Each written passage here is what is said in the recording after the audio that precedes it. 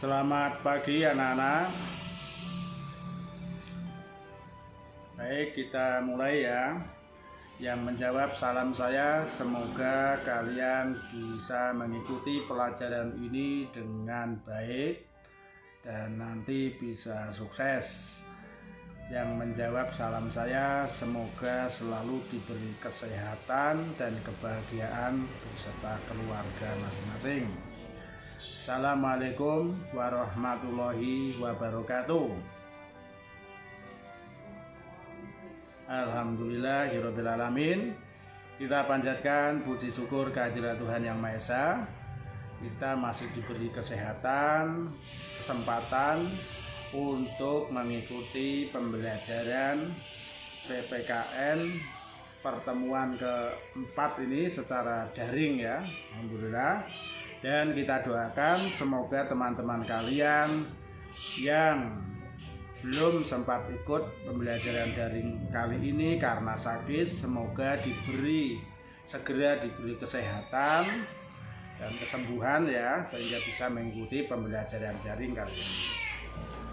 Oke anak-anak, pertemuan keempat ini kita akan melanjutkan pembelajaran PPKN dengan sub judul yaitu perwujudan nilai-nilai Pancasila dalam berbagai bidang kehidupan. Ini melanjutkan dari pembelajaran ketiga kemarin, masih kalian ingat ya, yaitu Pancasila sebagai ideologi terbuka pada materi dinamika nilai-nilai Pancasila sesuai perkembangan zaman. Siapa yang masih ingat nilai-nilai Pancasila sebagai ideologi terbuka? Nilai apa saja? Ya, bagus. Nilai dasar, nilai instrumental, dan nilai praksis. Nilai dasar itu hakikatnya adalah nilai Pancasila, ketuhanan, kemanusiaan, persatuan, kerakyatan, dan keadilan yang sifatnya tetap tidak berubah. Nah, perwujudannya berarti perwujudan dari nilai-nilai dasar itu Pancasila dalam berbagai bidang nanti diwujudkan bidang politik dan hukum, perwujudannya di bidang ekonomi, perwujudan Pancasila di bidang sosial budaya, dan perwujudan nilai Pancasila ini dasarnya ya di bidang pertahanan dan keamanan. Ya. Lalu kegiatan pembelajaran nanti secara daring tujuan pembelajarannya adalah anak-anak, setelah kalian mengikuti pembelajaran daring, yaitu mengikuti Google Meet dan Google Classroom, menyimak video pembelajaran, dan membaca buku PPKN kelas 9 bab 1 sub C. Ya, kalian dapat 1. Menguraikan perwujudan Pancasila dalam bidang politik dan hukum. Kedua, dapat menguraikan perwujudan Pancasila dalam bidang ekonomi. Yang ketiga, menguraikan perwujudan Pancasila dalam bidang sosial dan budaya. Dan yang keempat, menguraikan perwujudan Pancasila dalam bidang pertahanan dan keamanan. Nah, tujuannya ada 4 itu, sehingga materi pokoknya anak-anak juga ada 4. Materi pokok yang pertama yaitu perwujudan Pancasila dalam bidang politik dan hukum. 2. Perwujudan Pancasila dalam bidang ekonomi. 3. Perwujudan Pancasila dalam bidang sosial dan budaya. 4. Perwujudan Pancasila dalam bidang pertahanan dan keamanan. Itu materi pokoknya. Sekarang kegiatan pembelajarannya, anak-anak. Jadi yang pertama, kalian sebagai peserta didik nanti masuk kegiatan pembelajaran daring yang saya melalui Google Meet ya, dan masuk presensi mengerjakan tugas melalui Google Classroom. Yang pertama itu masuk dulu. Yang kedua, nanti kalian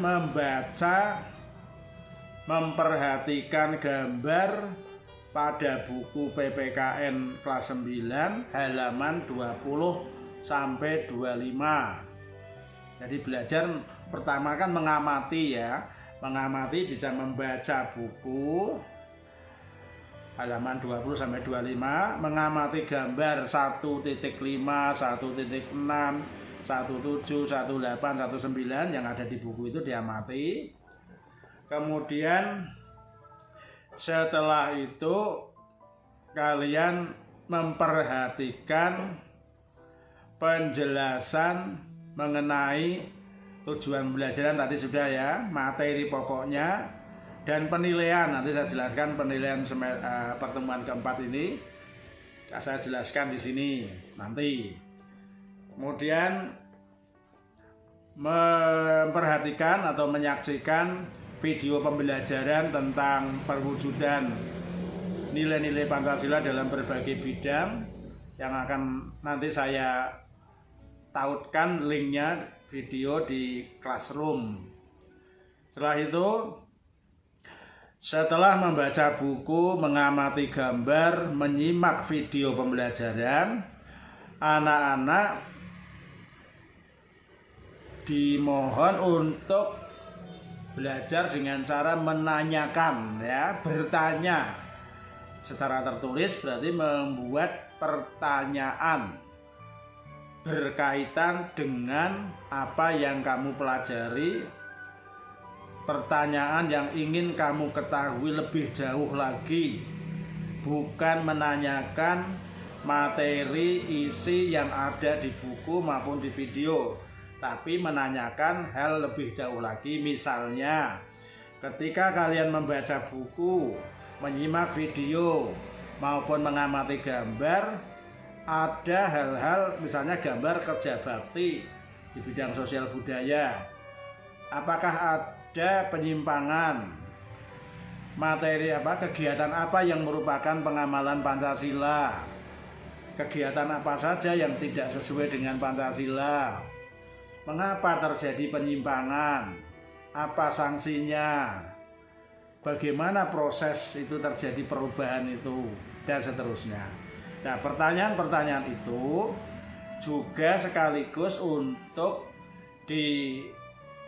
mengawali kalian mengerjakan tugas mandiri 1.4 ya, dan tugas kelompok 1.2 itu diawali dari pertanyaan itu ya.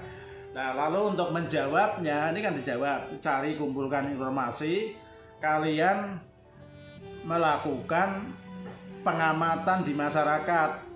Meskipun ini dalam masa pandemi jarang orang kerja bakti ya, tapi kalian kan pernah mengamati sebelum adanya pandemi ada kegiatan kerja bakti seperti apa.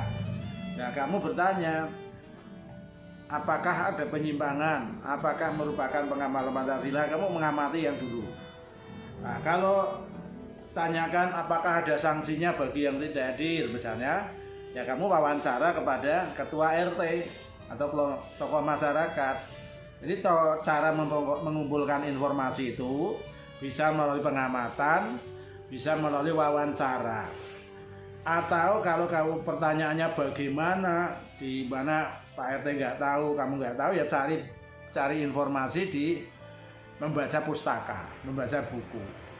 Ya, untuk dilaporkan di tugas 1.4 dan tugas kelompok 1.2. Itu diawali dari menelaah materi dan mengajukan pertanyaan berkaitan dengan materi yang sudah sedang kamu pelajari, pertanyaan lanjutan ya.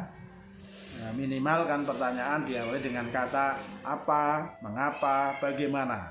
Nah, itu baru dicari jawabannya melalui pengamatan, wawancara, sama dokumentasi, membaca lagi buku yang PPKN boleh, buku yang lain boleh, buku yang online juga boleh ya.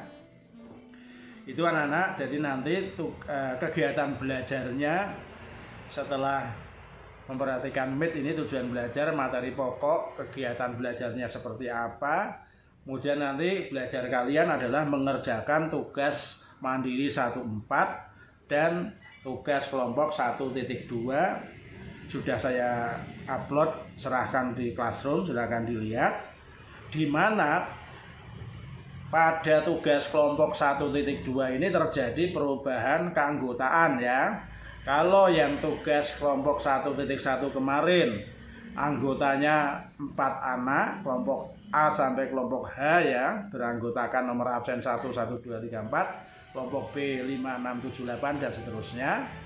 Kalau untuk tugas kelompok 1, 2 ini dan nanti tugas proyek kewarganegaraan kelompoknya sama, yaitu satu kelas terdiri dari 4 kelompok. Nama kelompoknya tidak lagi A, B, C, D sampai H, tapi kelompok 1, 2, 3, 4. Satu Romawi boleh ya. Kelompok 1 beranggotakan siswa nomor absen 1 atau pertama pada masing-masing kelompok A sampai H. Karena ada 8 itu. Yaitu nomor absen 1, 5, 9, 13, 17, 21, 25 dan 29. Kan 8 anak itu. Ingat ya, catat ya. Kelompok 2 sekaligus kelompok portofolio 2 yaitu nomor absen 2, 6, 10, kemudian 18, 10 terus 14, terus 18, kemudian 22, 26 dan absen 30 ya. Kelompok 3 beranggotakan siswa nomor absen 3, kemudian 7, 11, 15, 19, 23, 27 dan 31 ya. Kalau ada, kalau enggak nyampe 31 berarti anggota kelompoknya 7, tidak apa-apa. Kelompok 4 terdiri atas 7 atau 8 anak dengan nomor absen 4, 8, 12, 16, 20, 24, 28 dan kalau ada absen 32 ya. Itu pembagian tugas belajar kelompoknya dengan tugas melakukan pengamatan, wawancara, dokumentasi, ditelaah, kemudian hasilnya diunggah di Classroom beserta video presentasi. Jadi presentasinya baru kalau nggak sempat ya presentasi di kelompoknya sendiri lah. Di kelompok beranggotakan 7 atau 8 presentasi, salah satu atau 2 anak presentasi, yang lain bertanya seperti itu direkam. Nah, rekaman video rekaman presentasi diunggah di Classroom. Itu kegiatan belajar kalian di pertemuan keempat ini. Sedangkan untuk yang proyek kewarganegaraan akan saya jelaskan di pertemuan berikut di model di video materi nanti saya sampaikan. Sekarang penilaiannya anak-anak. Pada pertemuan keempat ini penilaiannya masih tetap ada 4 ya, 4 nilai, 3 nilai maaf. 1 penilaian sikap, yaitu dengan cara kalian mengisi penilaian diri ya, dan diserahkan di classroom, atau nanti kalau saya buat penilaian diri itu saya unggah di Google Formulir ya, Google Form boleh, nanti lihat situasinya. Pokoknya penilaian diri mungkin di buku ada, kalau kamu buat itu ditulis tangan, difoto kemudian serahkan boleh, atau dibuat file serahkan juga boleh, atau nanti saya buat di Google Classroom, Google Form ya. Penilaian sikap itu selain penilaian diri yang meliputi 5 sila pengamalan Pancasila, kamu menilai dirimu sendiri ya, maksudnya juga saya menilai kedisiplinan dan tanggung jawab melalui kehadiran di dalam Google Meet, Google Classroom, dan waktu kalian pengumpulan tugas, ketepatan dalam mengumpulkan tugas. Setiap tugas mandiri maupun kelompok dikerjakan selama 6 hari. Kalau hari ini pertemuan Senin, berarti hari Minggu semuanya harus sudah diserahkan di classroom.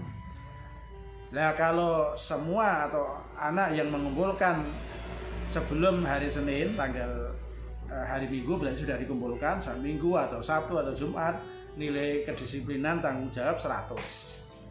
Kalau mengumpulkannya Senin, di classroom ada tulisannya terlambat ya.